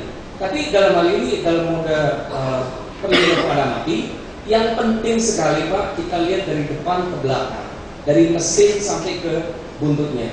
Diesel kalau dia komersial, terus kita sudah satu langkah di depan, dia susah kebakar. Jadi kita mesti ngeran jangan sampai dia ada ignisi dulu, ignitionnya. Lalu kita lihat dari brake. Kemarin saya baru selesai sudah 1,5 tahun programnya, itu menolong tentara-tentara anti demonstrasi di Bahrain. Lama studinya. Ada nanti tayangannya, saya minta sampai tadi malam saya baru dapat izin memberikan Bapak gambar nanti tolong Pak Wiradi di belakang. Saya minta gambar itu diberikan hanya ke saya untuk ditunjukkan ke Bapak-Bapak bagaimana kita mendesain mobil Nissan Patrol yang dilempari sama molotov bom dalam demonstrasi-demonstrasi. Bahkan itu tidak punya polisi, dia tidak pernah perang. Polisi itu dari Saudi Arabia. Pabrik kita di Saudi. Karena ada 7 orang Saudi yang mati, kita dipanggil sama raja, kita dikirim ke Bahrain, ciptakan ini, dipakainya untuk pemerintah Bahrain. Yang sekarang dipakai ke Kuwait, dipakai di mana-mana. Keluar. Jadi Bapak, pentingnya desain-desain daripada fire protection yang harus cepat dipatenkan. Yang bisa melakukan itu hanya akademi saja. Dalam hal ini saya diundang, saya datang, aku bagaimana juga anak Surabaya, ini kayak pulang kampung. Saya lahir di Surabaya. Ubaya penting untuk saya karena ini adalah mewakilkan akademis. Jadi bagaimana kita melakukan research untuk memberikan jawaban-jawaban. Kita mulai dari fuel dulu Pak. Kita tahu diesel sudah menguntungkan, itu harus dianjurkan supaya dipakai di mana-mana. Sepeda motor, Bapak-bapak jangan keliru. Sepeda motor kenapa isinya bensin cuma 4 liter? Kita pikirkan karena bersih. Nah. Di sana sudah tahu. Karena sepeda motor itu dia punya fire protection, dia sudah frontal terbuka. Kalau sampai dia terbakar dia mati. Karena tidak ada proteksi. Jadi limitasi fuel penting, dikasih 4 liter. Kalau kebakar kita habis. Jadi jangan pikir 4 liter karena mau kalau dikasih 10 liter sih bisa, tapi kalau dia kebakar 10 liter bakarnya lama. Jadi semua ada maksudnya. Nah ini kewajiban kita dari akademis mempelajari, kita jangan sebagai konsumen tahu pakai dan ngerti alasannya kenapa. Ya ini penting sekali. Kemudian dalam desain-desain interior, busa-busa. Di luar negeri busa nggak bisa kebakar, kenapa di Indonesia mesti kebakar? Karena peraturan tidak ada yang harusnya memakai. Jadi klasifikasi kan. Busa itu kelas A, kelas B, kelas 3. Kalau Amerika kelas 1, kelas 2, kelas 3. Di Inggris kelas 0. 0 itu seperti semen. Dikasih api dia bisa kebakar. Semua public transport, public places, karaoke, nightclub, semua interior kelas 0. Kita tahu. Jadi Damkar kalau datang dia tahu kalau ini ada kebakaran. Damkar sudah tahu ini interior api sudah tidak ada. Jadi dia sudah konsentrasi kemana? Horden, karpet, kursi bisa kelas mau. Kenapa nggak bisa? Indonesia nggak mau. Nah, harus dorong dari universitas LSM banyak. Suruh nyanyi terus. Malu nanti Pak Menteri. Jadi kemudian penggunaan fuel jangan lupa. Penggunaan freon seperti Pak Hotma menyarankan freon bocor kebakar. Freon bisa kebakar. Freon butuh 700 derajat C baru kebakar. Dari mana itu 700 derajat C? Harus kita mesti pikir. Ada penyebab yang lain sehingga temperatur bisa ke 700 derajat C. Saya banyak berbincang, ada teman saya kenal baik dengan Pak Ija dari Angkatan Laut. Bagaimana kita ada metal fire kalau aluminium kebakar? Besi kebakar, itu kan 2.500 derajat C. Ini api dari mana nih panasnya? Kita cari. Kalau panas kita blok, api nggak ada. Sama dengan kebakaran hutan misalnya. Waktu kita mulai dipakai oleh negara dari udara. Saya bilang sama Pak Ibu Piono waktu saya dalam jangan dibom apinya Pak. Bom di depan. Api itu sedahsyat dia juga punya kelemahan. Api cuma bisa jalan ke depan. Api nggak bisa nge-track. Api yang sudah maju belakang potong, dia tidak bisa nge-track. Jadi kalau di depan kita blok nggak bisa maju, mati. Kita ngomong aja dia mati. Ya, pikir semua sistem kita diadopsi. Saya orang Indonesia, paspor saya Indonesia. Memang saya lama di luar negeri, kalau dengar, jadi bisa mempelajari sistem mereka. Tapi kita mesti gunakan di Indonesia. Tapi pandangan kita bagaimana? Saya sendiri nggak bisa, Pak Mas sendiri saja, Pak Mas nggak bisa. Kuat dari mana? Tapi kalau kita terapkan itu pada tulisan, lain, report, survei, laporan. Indonesia ada kelemahan satu Pak, penyidikan hanya boleh dilakukan polisi. Kebakaran polisi gimana? Penyidikan kebakaran harus dilakukan oleh damkar. Tapi damkar nggak bisa. Begitu selesai kebakaran lain polisi nggak bisa maju. Ini harus dirubah ini. Banyak kejadian kebakaran selain bersih dipakai sekian tidak tahu laporan nggak tahu. Kenapa begitu? Satu-satunya forensik ahli di Indonesia namanya Pak Simanjuntak, Adrianus Simanjuntak. Pandai dia sekarang forensik di hire di mana-mana.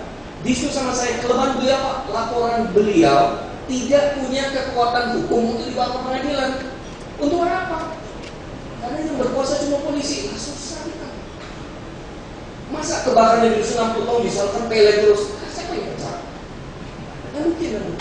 Tapi sekarang kita punya motor yang harus bergerak dulu Pak. Pakai ini. Jawa Timur maritim ini tidak main-main itu. Maritim dia punya standar yang mesti keras sekali. Jakarta sudah berdiri UNJ, Fire Engineering S1 sudah berdiri. Tahu kita kerja dulu. Sekarang sudah saatnya di Surabaya. Saya masuk Ubaya, kaget aku, banyak gede tapi kecil. Ini artinya kita sudah bisa jalan ke depan, tapi bagaimana kita mempelajari efek-efek CAP. Tadi saya diskusi sama Ibu Amelia misalnya, kita adik-adik yang belajar di teknik, kalian adalah engineer, bapak-bapak, murid-murid bapak adalah engineer. Engineer itu didesain untuk menciptakan sesuatu. Engineer bukan didesain untuk kerja lalu cuma cari duit. No. Engineer suruh menciptakan. Apa nggak tahu? Menciptakan sesuatu, memperbaiki, improvisasi. Itu engineer. Tapi pesan saya ke Ibu Amelia tadi, kita tidak boleh mengajar anak kita menciptakan sesuatu tanpa mikir, ini kalau kebakar bagaimana nih? Dia mesti pikir materi yang saya pakai ini tidak bisa kebakar, kalau mau kebakar susah. Kalau dia kebakar, saya matiin ini. Jadi harus dari awal. Bangsa kita jangan seperti bangsa lain yang kalau kita cuma beli kebanyakan hal. Karoseri, Pak. Sekarang kita karoseri, saya lihat karoseri kita merubah model itu cepat sekali. Pertanyaan saya, standar di dalamnya bagaimana itu? Kalau dia kebakar, makin kebakar, orang yang terbakar panggang seperti Pak Sumarsono, Pak Wahab, sedikit ada 50, tapi kita kebanyakan 99% yang mati terbakar, dia sudah mati sebelum api kedua karena inhalation smoke. Bahan-bahan itu sudah pusing juga ini. Jadi kita ada sedikit perasaan, walaupun mati tetap mati. Ya, jadi dalam suasana itu biasanya kita 300 derajat C saja Pak, kursi kebakar 5 menit itu rata-rata sudah mencapai 300 derajat dan paru-paru kita sudah pecah. Api belum, kita udah gone.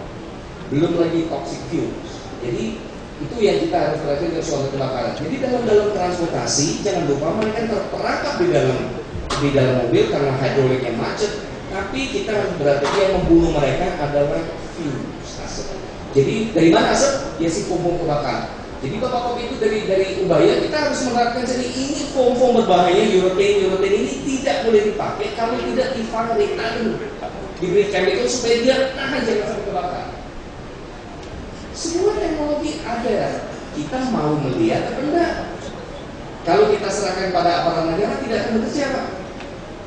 Karena mereka menjalankan untuk sehari-hari ini harus dari bawah. Jadi kembali pesan kita untuk moda-moda ini, bapak-bapak. Saya lagi menunggu bisa ke slide yang terakhir untuk menutup. Ini kita lakukan di kapal-kapal, prihatin sekali kapal Indonesia, kapal perang kita PT Peli, saya prihatin sekali. Tapi dia memperbaiki, susah. Dana menjadi alasan, semua menjadi alasan. Ini kita banyak inovasi-inovasi yang juga dilakukan oleh Habindo dipatenkan bersama-sama kawan-kawan di luar negeri, sama TND di Malaysia, di Bahrain, di USA, US Marine, Quantico, kita banyak mematen-matenkan kesalahan-kesalahan yang belum pernah diciptakan.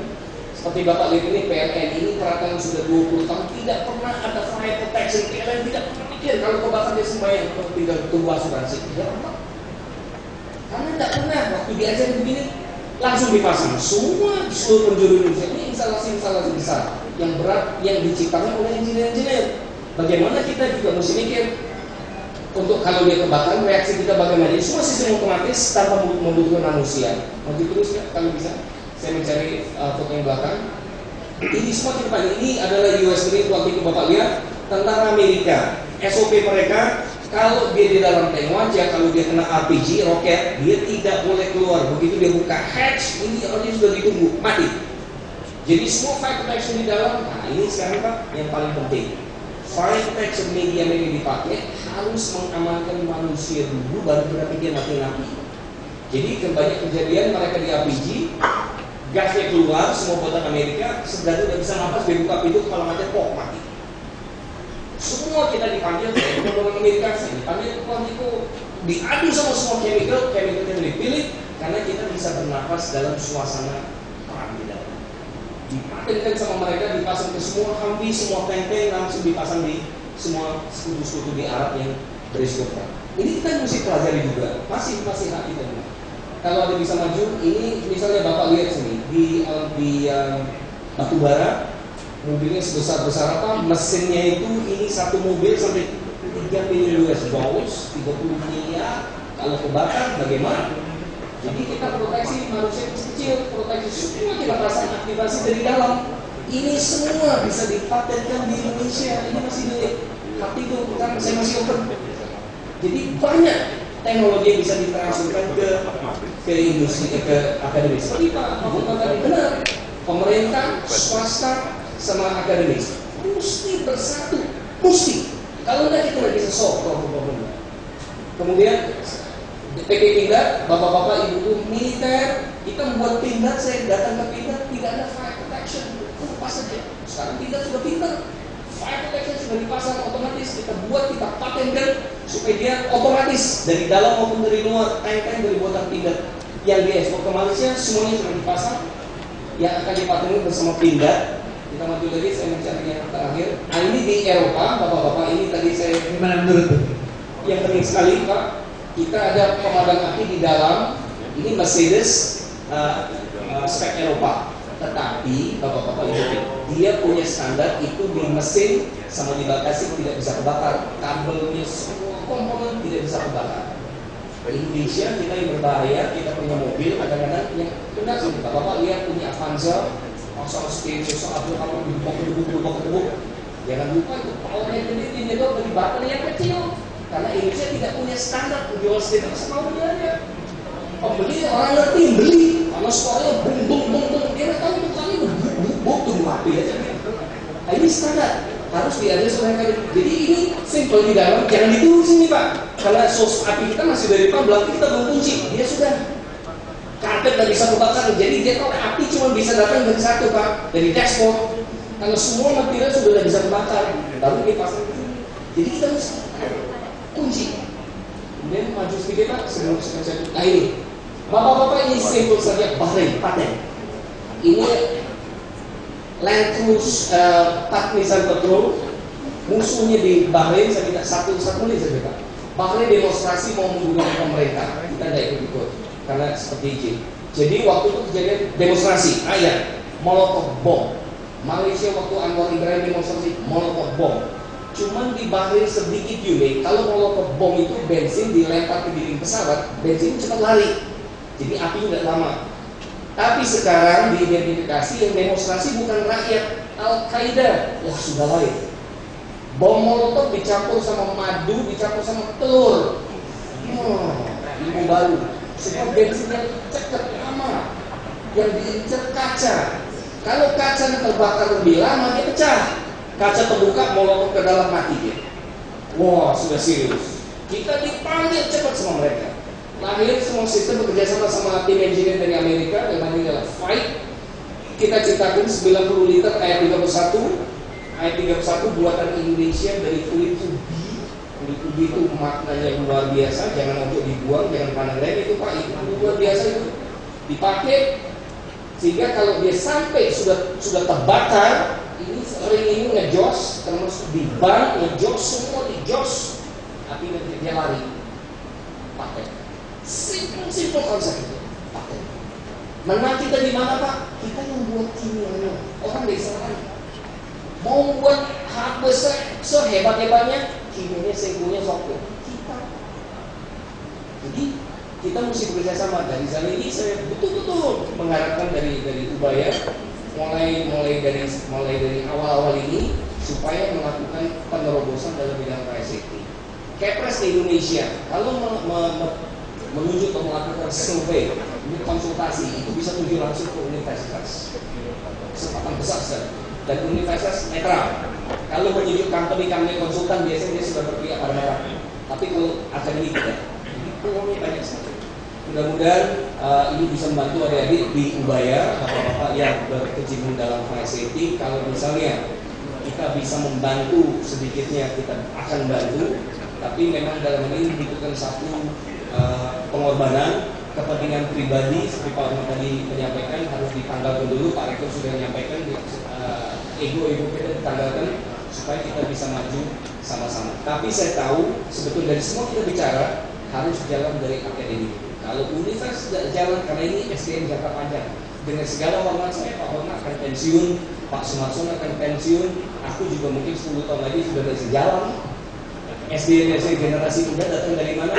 Dari Universitas Akademis. Ini di Indonesia belum ada Akademi Fire Engineering, baru di UNJ Jakarta baru 1 tahun.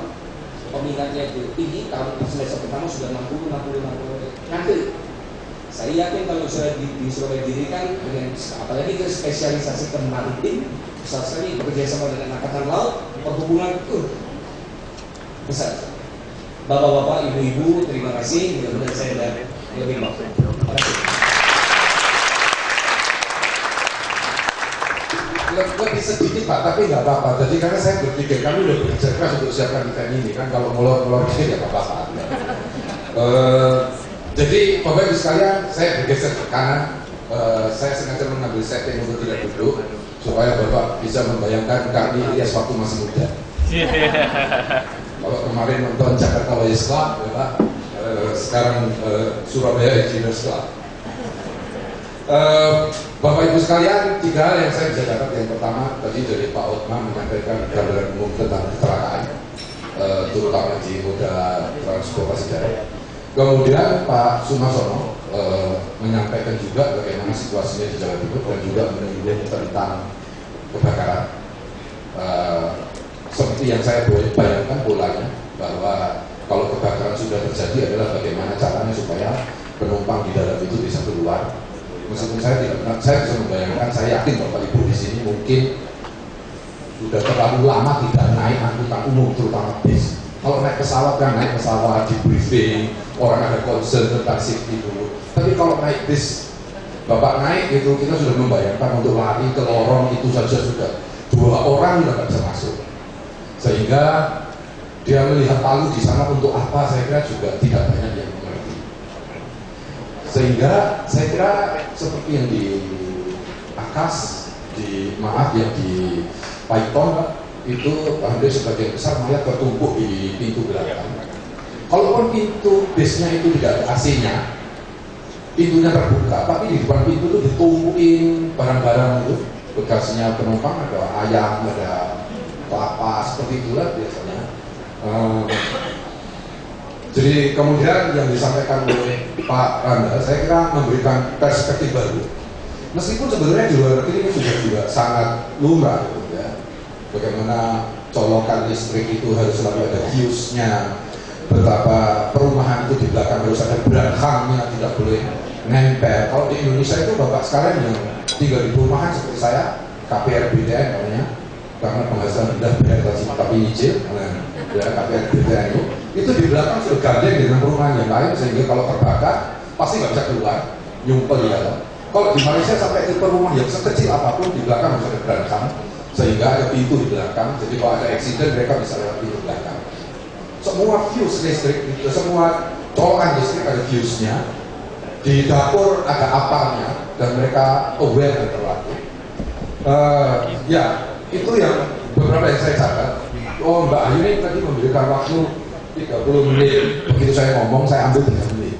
I'm still in the show sedikit. Ya. Bapak Ibu, kami persilahkan bagi Bapak Ibu yang ingin menyampaikan pertanyaan kepada para narasumber kita. Kita punya waktu 27 menit. Pas. Saya pikir lebih sedikit nggak apa-apa ya. Kasihan kemarin Pak Dono itu sudah di bis itu, Pak, beneran kami coba simulasikan kemarin. Joknya bis dibakar, wartawan standby di dalam untuk kami aktifkan modulasi sistemnya, spray automatically. Itu asapnya sudah membuat semua di dalam itu segera berlari keluar karena nggak kuat nahan asapnya.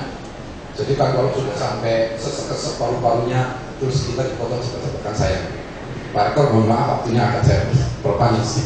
Baik Bapak Ibu, kami persilahkan. Mungkin dari ujung sana ada yang ingin menyampaikan. Ya, baik Pak, Mbak, mohon mic-nya, mohon Bapak disebutkan namanya dan kemudian juga instansi. Kalau secara spesifik ingin ditujukan kepada salah satu pembicara, kami persilahkan. Assalamualaikum warahmatullahi wabarakatuh. Saya Musri Faro, kebetulan jadi Ubaya juga, ex pensiunan BMK Surabaya. Di Surabaya ini biasanya kebakaran setahun itu antara 250 sampai 300. Bahkan kemarin lebih 300 lebih. Ini bulan dari Pak Opo. Jakarta dengan jumlah penduduk 9 juta antara 700 sampai 900 kebakaran. Lebih banyak. Di Surabaya untuk jumlah penduduk 3 juta itu sekitar 300-an.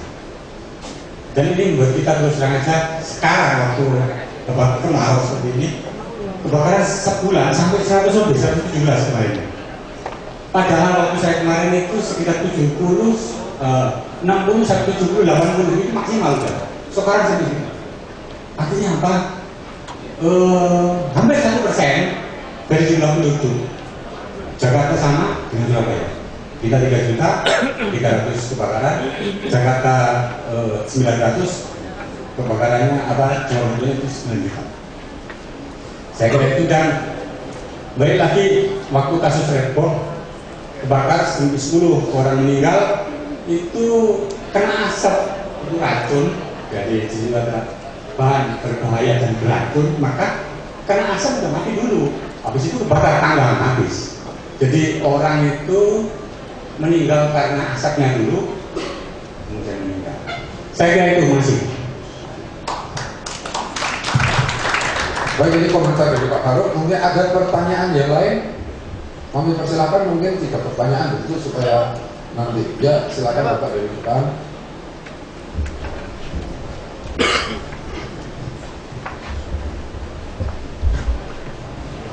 Terima kasih Pak. Saya Yudhianto dari Lembaga Perlindungan Konsumen Surabaya. Saya tutup poin aja Pak, mohon maaf untuk perwakilan dari Dirjen Yudar dan Inka. Saya mohon bagaimana ini tindak lanjutnya untuk konsumen. Jadi setelah acara launching ini, gearnya seperti apa supaya konsumen itu benar-benar terselamatkan. Seperti di media massa hari ini kan juga kapal yang terbakar segala macam. Bagaimana konkretnya supaya konsumen benar-benar terselamatkan dari implementasi. Terima kasih.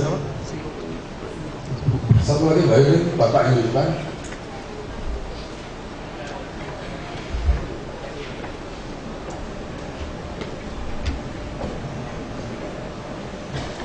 Terima kasih. Selamat pagi, nama saya Surya Budi. Mungkin saya salah satu channel dari tempatnya Pak Anal. Yang saya ingin tanyakan kembalinya saat ini adalah hasil risetnya cukup bagus Pak, cukup bermanfaat bahkan, dan ini yang saya harapkan. Yang mana sebelumnya pernah saya lempar kasus seperti ini, tapi saya nggak berpikir di dunia passenger atau penumpang. Saat ini kita bisa lihat kejadian yang kemarin yang tadi sempat diputar adalah terbakarnya satu unit mobil tangki di Jakarta. Itu kok kebetulan kosong. Kita bisa bayangkan kalau itu isi, Pak. Ya, apa yang terjadi di jalan tol itu. Nah, kedua, yang saya ingin tanyakan adalah strategi marketing mana yang bisa kita akan gunakan. Karena selama ini yang saya lakukan adalah mengedukasi customer orang teman-teman kita ini yang biasanya menggunakan produk-produk yang konvensional yang saya sebut umum, itu mereka merasa sudah safe. Dan ini tadi saya juga sempat tahu bahwa ada dari PMK ya Pak ya, gitu. Kadang-kadang menjelaskannya itu cukup sulit Pak, untuk merubah image mereka ke dunia safety. Kadang-kadang saya bilang, Bapak itu mau beli pajangan atau mau beli dunia safety, mau beli aman. Kalau sudah terjadi, baru mau berpikir. Nah ini yang mungkin teman-teman Bapak dari perhubungan juga bisa membantu mengedukasi beberapa teman-teman pengusaha untuk menjelaskan Pak, bahwa banyak di toko-toko Pak, pemadam mobil itu hanya sekitar di bawah 100.000. Mereka merasa sudah puas, sudah ada kok, itu 100.000.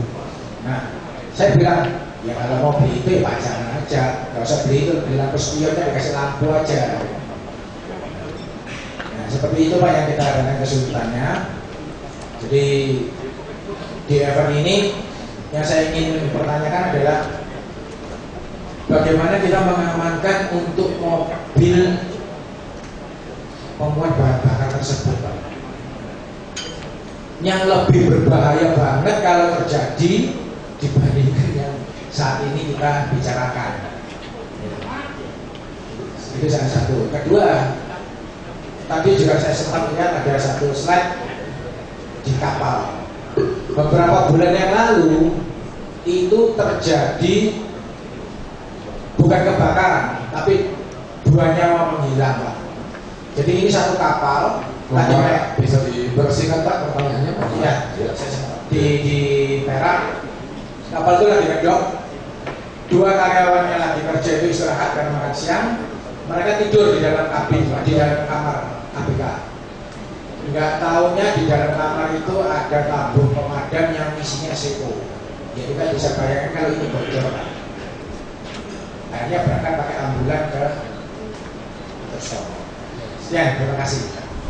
Baik, Bapak-Bapak ada 3 pertanyaan. Yang pertama komentar dari Pak Faruk Bedulaya, ex-PMK, problem klasik di Surabaya. Kalau hujan berikut dengan kebanjiran, begitu kemarau, kebakaran di mana? Mungkin ini sekedar komentar, kalau mau diminta persilahkan nanti. Kemudian Pak Yudrianto dari Yayasan Imbalan Konsumen, untuk khusus Pak Sumarsono dan Pak Lukman, bagaimana tindak lanjut kaitan dengan perlindungan konsumen. Dan yang terakhir Pak Suryabudin, saya perluas itu Pak pertanyaannya, bagaimana sebetulnya kita mengedukasi masyarakat ini tentang keselamatan Kalau di luar negeri orang itu kalau sudah keselamatan berapapun dia bayar. Kalau kita selalu diletakkan paling akhir. Nah itu kemudian bagaimana menyelamatkan kebakaran di mobil-mobil tangki. Dan yang ketiga terkait dengan bayar bahan bakar bahan pemadam kebakaran yang masih kecil. Kami persilakan mungkin dari Pak Otma seperti dahulu. Terima kasih Pak. Jadi yang pertama Pak Farouk dari Wilayah. Ini satu gambaran Pak ya, kalau kita bicara kebakaran sama juga masalah kecelakaan Pak. Di selama ini benar Pak Randa, kita nggak pernah tahu itu dari sekian bapak bilang 700, 900 segala macam itu penyebabnya apa sih? Lalu kalau itu jadi masalah yang besar harus ada penataan, selesaikan dulu masalah yang besar kecil-kecil gitu ya. Itu ya mungkin ini yang barangkali menjadi satu PR bagi kita. Saya nggak tahu siapa ahli kebakaran di sini yang bisa menjadi, barangkali kalaupun ini tadi sudah disampaikan memang masalah-masalah yang kayak begini itu masuk dalam ranah kriminal, masuk dalam ranah hukum, lalu polisi turun. Tapi barangkali juga tidak ada satupun hal yang menyebabkan tidak boleh menyertakan tenaga ahli. Barangkali PR-nya tenaga ahlinya ada dari luar atau ciptakan tenaga ahli dalam lingkungan kepolisian kita. Gitu. Itu beberapa satu hal. Tapi itu saya sama dengan apa yang terjadi di jalan. Setiap kecelakaan ya harusnya diadakan suatu investigasi penelitian apa penyebabnya. Oke, manusianya apa gitu ya. Jadi ya kalau kita bisa runtut manusia itu dari berbagai macam. Kalau anak muda itu emosional, kalau udah dari gimana, kalau udah dipanaskan orang dia akan emosional, itu biasa dan sebagainya. Itu pendekatannya berbeda. Lalu ada kendaraan, lalu ada segala macam. Nah tadi sudah kita dapat pencerahan. Ini yang merupakan satu hal yang kedua terkait dengan masalah apa sih yang nanti akan menjadi kontribusi daripada kegiatan seminar itu. Terus Pak, kalau seminar ini mestinya ada tindak lanjut Pak. Satu hal yang menjadi ini barangkali dalam seminar ini konsep lah akademisi, kita kerjasama 3 pilar ini, akademisi, usaha sama pemerintah untuk menyelesaikan masalah-masalah ini, kebakaran, ada kecelakaan dan lain sebagainya. Bagaimana? Nah ini kan masyarakat yang merasakan apa yang sudah nanti merupakan satu hal yang terjadi. Saya coba sampaikan ke Pak Dwianto. Jadi di kami itu ada yang namanya sistem manajemen keselamatan. Sistem manajemen keselamatan itu dulu kita sikat SMK Pak, tapi saya takut nanti terlanjur sama Pak Jokowi punya begitu ya, SMK, sistem manajemen keselamatan. Kita katakan sistem manajemen keselamatan itu mencoba menilai apa yang sudah dilakukan oleh setiap perusahaan angkutan untuk konsep dan masalah kecelakaan. Saya kembali ke dalam masalah kecelakaan itu bukan hanya masalah internal perusahaan, tapi bisa masalah eksternal. Klip dari yang suka kecelakaan mungkin saya nggak tahu ada nggak dari sumber penjualan sekarang namanya apa? Sumber Rahayu disebabkan oleh masalah eksternal, masalah banyaknya lalu lintas yang tidak tertib dan sebagainya dan sehingga jadi kecelakaan. Nah ini perlu apa benar gitu ya. Nah itu tentu yang harus kita lihat secara menyeluruh apa yang menyebabkan kecelakaan. Nah kembali kalau itu disebabkan oleh internal perusahaan harus ada pembenahan. Dan sehingga kami kemarin sudah melakukan waktu kecelakaan kami, kita sudah melakukan suatu upaya penelitian. Ternyata dari sekian perusahaan yang ada di Jawa Timur, rasanya tidak ada satupun yang kita masukkan ranking A gitu. Banyak B, C lebih banyak, lalu D dikit begitu ya. Artinya apa? Di situ ada faktor-faktor yang harus dilakukan oleh perusahaan supaya konsen terhadap masalah keselamatan. Benar Pak? Kalau perusahaan lihat ini yang namanya keselamatan itu kalau dengan bisnis sekarang Pak, nanti kalau dari sayangnya dari PUBG nggak ada yang curhat gitu ya. Keselamatan bagi mereka apa? Kenapa? Pasarnya. Kita bicara pasar, kalau kita bicara usaha pasar. Pasarnya perusahaan angkutan umum adalah penumpang. Penumpang itu sekarang punya banyak pilihan. Ada kereta api dan yang paling banyak pilihannya adalah kalau dia bergeser shift ke sepeda motor murah. Sehingga untuk menjaga supaya penumpang itu mereka harus membuat tarif itu bisa bersaing dengan menghambat perpindahan itu. Apa yang dikorbankan? Keselamatan.